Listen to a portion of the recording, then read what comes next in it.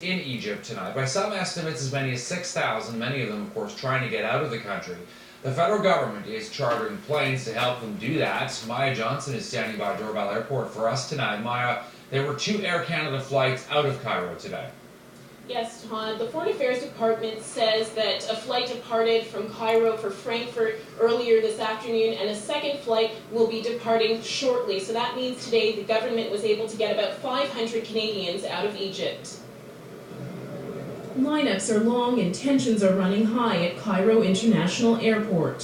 Foreigners and locals alike are scrambling to get out of a country in crisis. The Canadian government is reaching out to its citizens. We are, I think, working in difficult circumstances, but we are able to reach the Canadians and let them know when their departure time is and where it is. Cannon dismissed criticism that desperate calls to the Canadian embassy in Egypt went unanswered. He called it a technical glitch.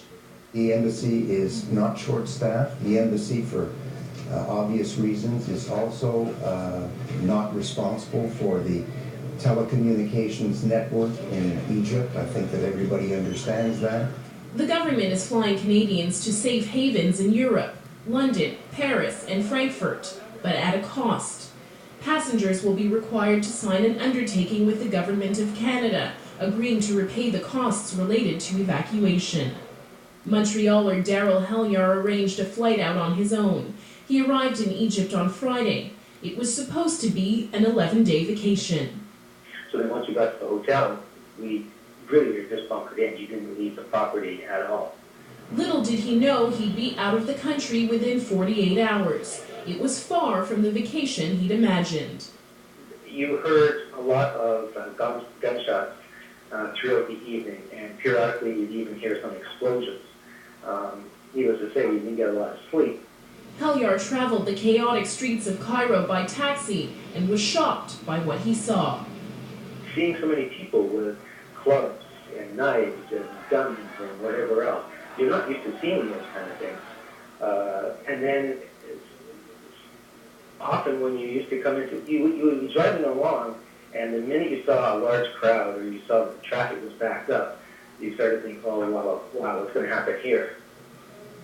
Now, the good news is just about a half an hour ago, Daryl Helyar came through the arrivals gate, and he was very happy, obviously, to be home. It was scary, but he was all smiles because he's describing the experience now as an adventure. But we also spoke to a family who arrived in Montreal from Egypt on Saturday, a mother, Lara Khalil, with her 3 children. They were able to get out of Cairo, but Khalil's husband is still there, and she's very worried about him.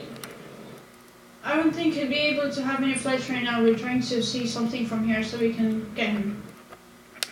Certainly tense times for a lot of people here in Montreal, waiting for news from their family members back in Egypt. They're hoping they'll come home safely and soon, Todd.